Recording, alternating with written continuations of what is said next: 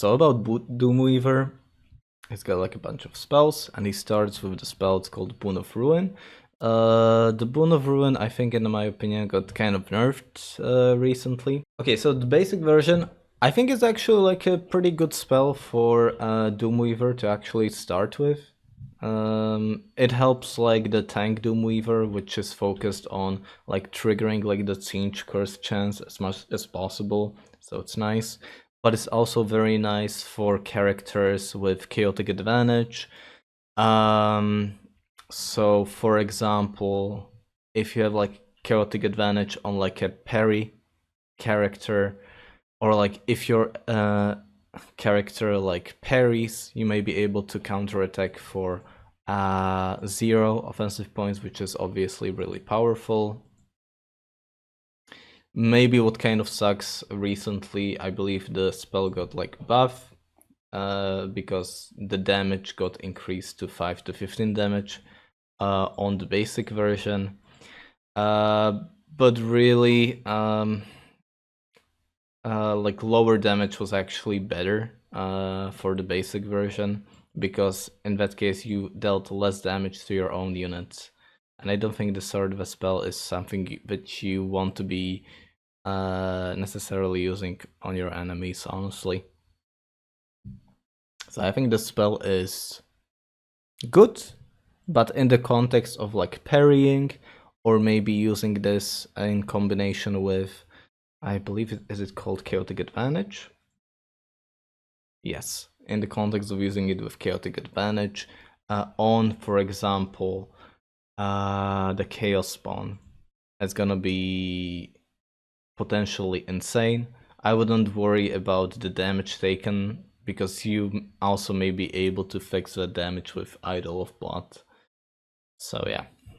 Okay. But as for the mastery, the melee hit chance increase to 10% can be quite nice for like very all-in sort of like characters. But I think like the biggest appeal of this sort of a spell is that counterattack cost reduction, really. So I think this one is actually not bad. The next spell that we have is actually called Warp Accretion, and this spell is just kind of weird with how it works currently, and I feel like this spell also just doesn't make any sense, and it encourages annoying and lame patterns of gameplay in PvP. But yeah, so what Warp Accretion does is it's like a buff on self or a single ally, and you increase your word zone resistance by 20%. And whenever you gather a word zone, your critical resistance is going to be increased by 10% for 3 turns, and it's stackable. Which I think is the biggest problem. But okay, anyway, like the basic version, I think the spell is just kind of stupid.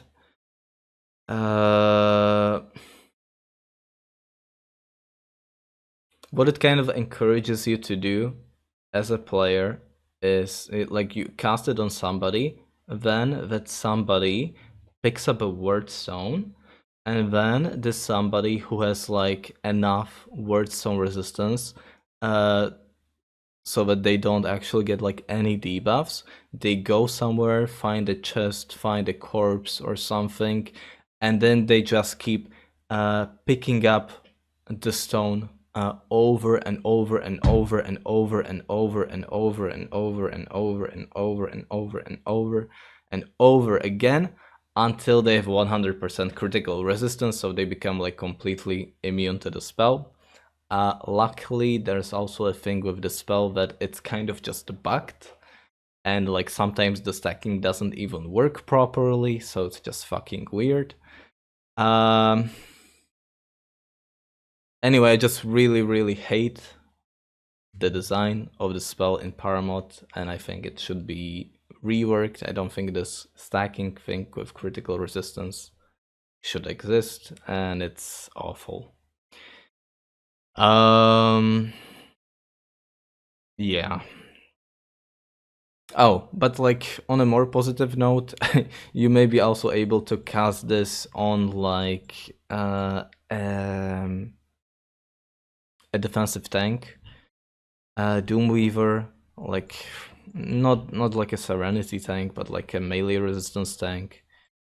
That's about like triggering like Tzeentch's curse as much as possible. So you might be able to, but in that case, like, why do you even use it? Maybe, I guess, because you don't want to give like enemy like a higher chance to actually hit you. Maybe that's the argument. Um, but other than that, like, okay, assuming, although I really hate like the design of the spell and how it's done, the effect is not bad. And the mastery.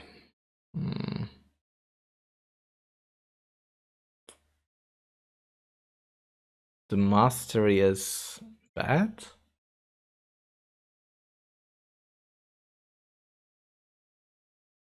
I think the mastery is just kinda bad because you're already achieving all that you want with the basic version, with the wordstone picking up stuff. So yeah.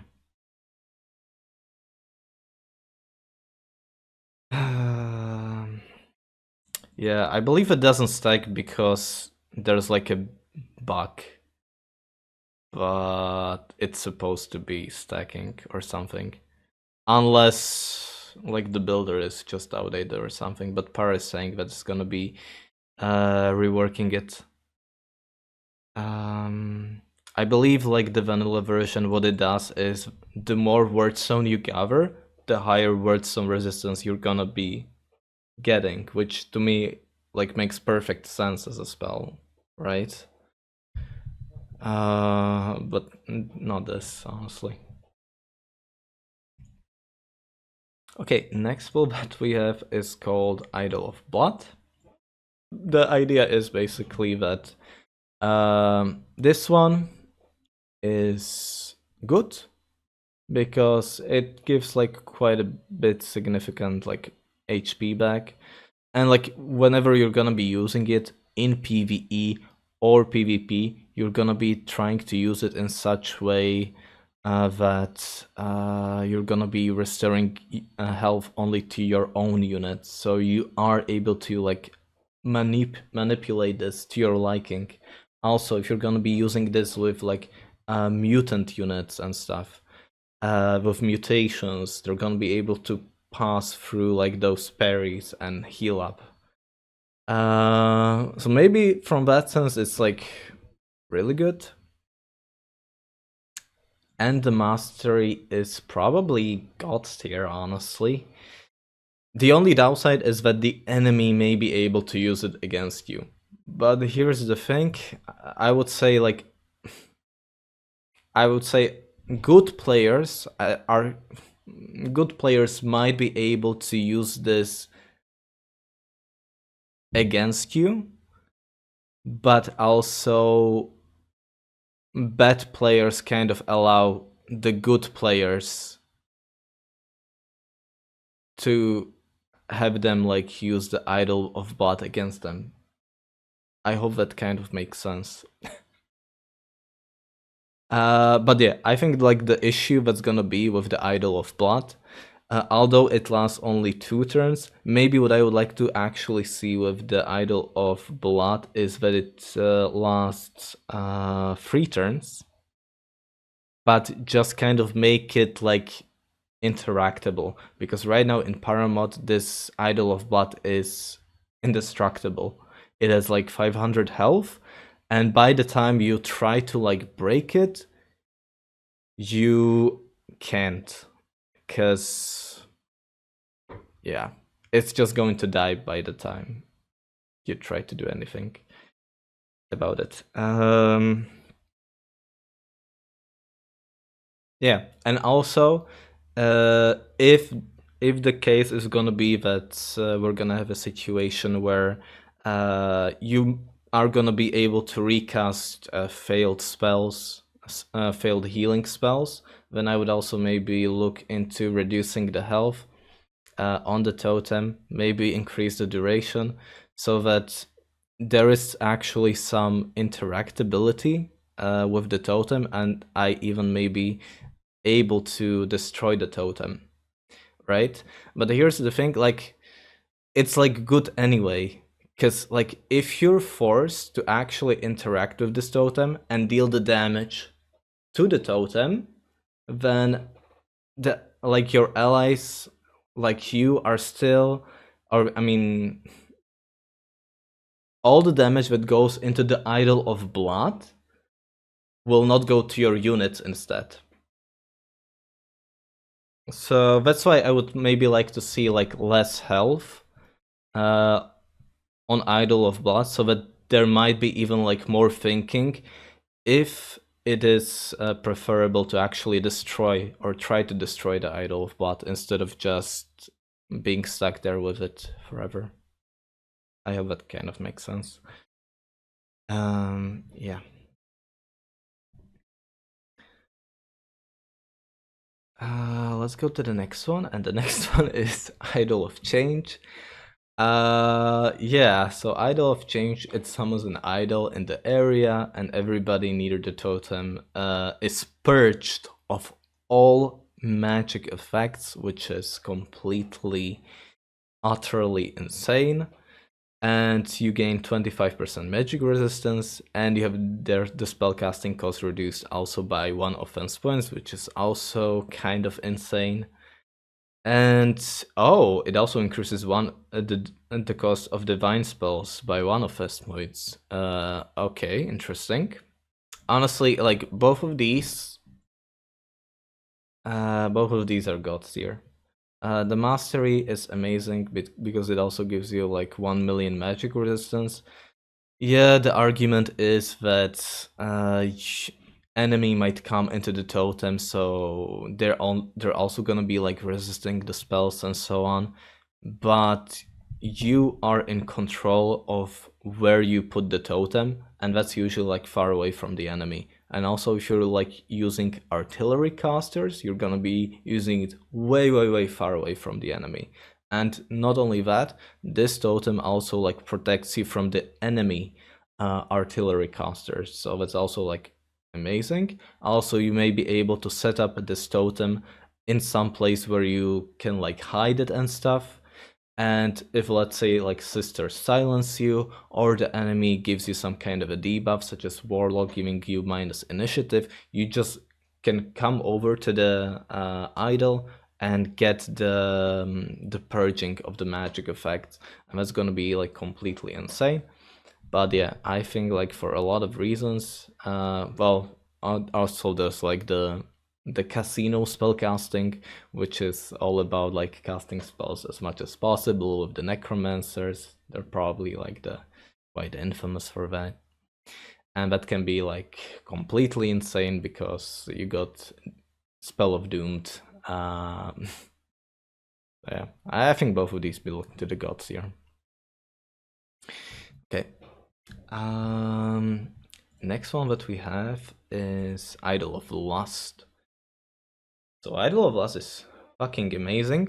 What the basic version does is like when an enemy receives damage, they gain a stackable debuff that increases moral impact by 1, which is, I'm not really sure how that actually works.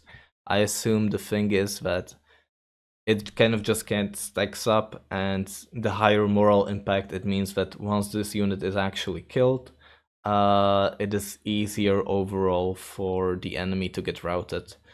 I think that's how it works.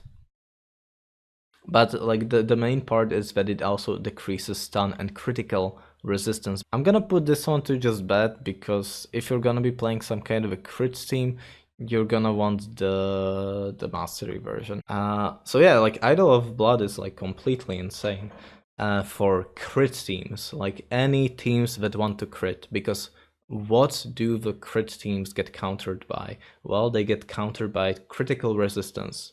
And how do you beat critical resistance if enemy has a lot of critical resistance? I mean, let's take for example an ogre, right? An ogre has like something like 50% critical resistance in general. Like, how are you gonna get through that? Well, the answer to that is actually Idol of Lust. Or like, imagine like a completely crazy scenario where somebody puts like elven wine on the ogre.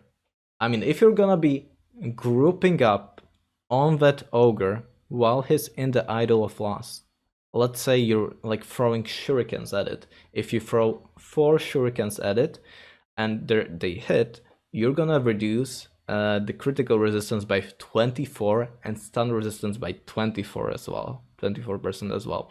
And then you also like put the henchmen in, they get some hits in. I mean, this is gonna like this indestructible ogre is gonna be very like very fast gonna become like vulnerable to crits and is gonna get destroyed by crits. Even like just a small hit from a henchman is gonna be like starting to become actually deadly. Yeah, but basically this sort of a spell is just a solution, like an answer to crit resistance, and that's quite amazing. I think in those sort of builds is probably god tier, and like it's not only just about the critical resistance, it's also about stunning. Like crit builds, they love stunning an enemy, so this kind of like goes hand in hand. You crit somebody and then you stun them, and you even get like 20% higher chance to actually crit somebody. So it's incredibly powerful totem. I mean idol. And the last idol that we have is actually called Idol of Pestilence. And that's also like an interesting idol. So Idol of Pestilence is like a bit of everything idol. What the basic version does, it reduces 9 primary attributes, so like strength, toughness, and all that jazz until the accuracy by 3. And like it cannot go below 1, of course. And the mastery like gives the penalty, it increases the penalty to 4. So Idol of Pestilence, I mean, it's a good idol. Like obviously, if you reduce somebody's attribute penalty by 4, that's also like reducing toughness and also reducing their health pool. So you just decrease somebody's health pool by 20.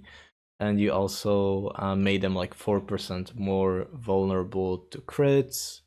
You also made them 8% more vulnerable to actually getting hit, either from like the agility and intelligence reduction, or the agility and alertness reduction.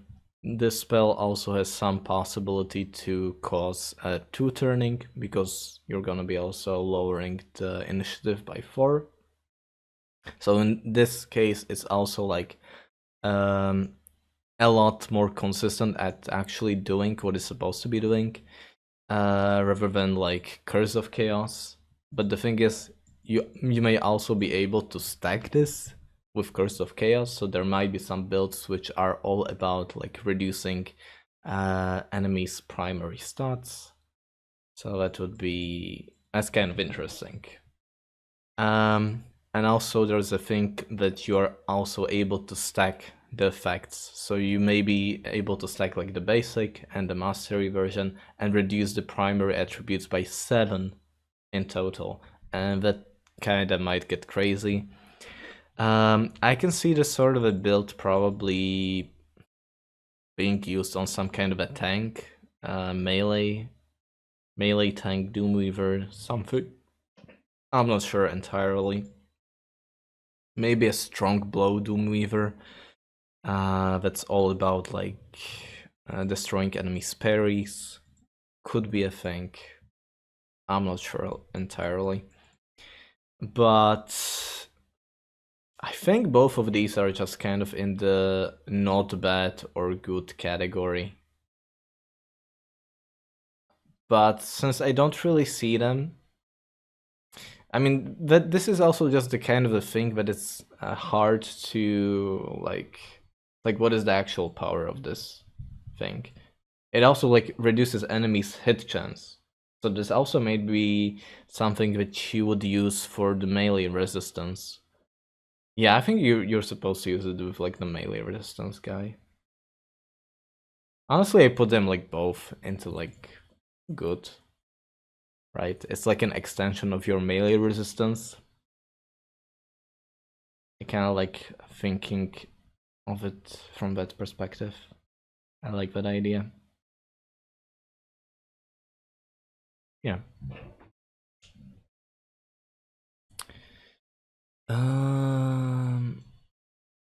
Maybe like that's they're like very equal, so yeah. Okay. And the last thing that we have is Burning Blood and then Spiteful Manifestation. So sorry, let's start with Burning Blood. So Burning Blood, like the debuff damage, it obviously doesn't stack with obviously. Well, I guess it's not obvious, but it doesn't stack with spell damage. Only the portion which actually deals damage right away, like 20 to 28, stacks with damage. So like Doomweaver doesn't really have like all that good of a damage scaling. But at the same time, like they have access to what do you call it, the dope of hatred, and that's easy to master, and that's like spell damage increased by 30%. So like you might still want to use like this dope of hatred because it's so easy to get, for the sake of like making a artillery burning blood build. And I really think just burning blood should be used with a sort of an artillery mage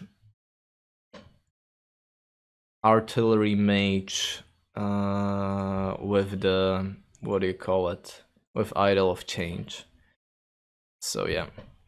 Also, let's talk a little bit about the debuff damage, and there's like this issue with the debuff damage. So if you apply Burning Blood to an enemy, and let's say this enemy was like faster than you, or you delay your turn, and the enemy already ended this turn. If you apply this, I think the most reasonable scenario is actually the delaying. If you delay and you apply the debuff to the enemy that ended their turn, I mean, I don't think they even have to end their turn. I don't think they have to do. If on the next round Doomweaver goes before this character, all these debuffs with the damage they just get removed from the target, and the enemy just doesn't take damage from it, and it really sucks. And this was fixed with like some other spells and like also Weeping Blades. But with this one, the bug still kind of exists, and it's really annoying. There were some talks of making like maybe the debuff damage like lower, but make it like stackable or something. I mean, not stackable, like no, like lasting it longer. Also, I believe, if I'm not wrong, there's also a thing with the Burning Blood is when it actually comes to the moment when the debuff damage should be applying, the spell still actually goes through the magic resistance of the target before it even applies, and that can, so like the damage might not even happen, but I'm not entirely 100% sure on this one. I believe that's the case. So the basic version is just bad. because if you're using this sort of a skill, you want the mastery. Also, like together, if you're gonna be building some kind of an artillery mage, Doomweaver, I highly recommend. Together with Idol of Change, you also want quick casting. Quick casting, and in that case, is gonna cost 2 offensive spells points to actually cast this spell. And I also recommend using Innervation, so that you may be able to get like 50% of the stuff back. So I'm gonna put this one, although there are like some downsides to the Burning Blood, it's quite effective at actually killing people. So I'm gonna put this to really good. Yeah.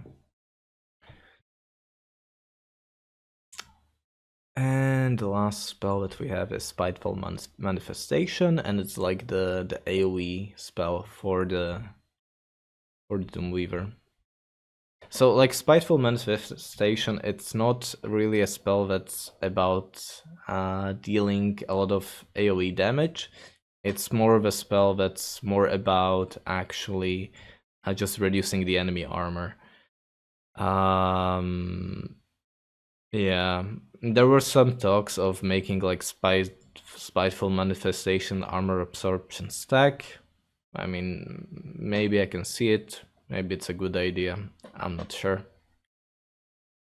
I suppose I wouldn't mind, because if you're gonna be like spamming Spiteful Manifestation, you're gonna be also using the Idol of Change, and Idol, it allows like enemy to go into the Idol of Change to get rid of the armor absorption spell debuff. So there's some interaction with the opponent and thinking.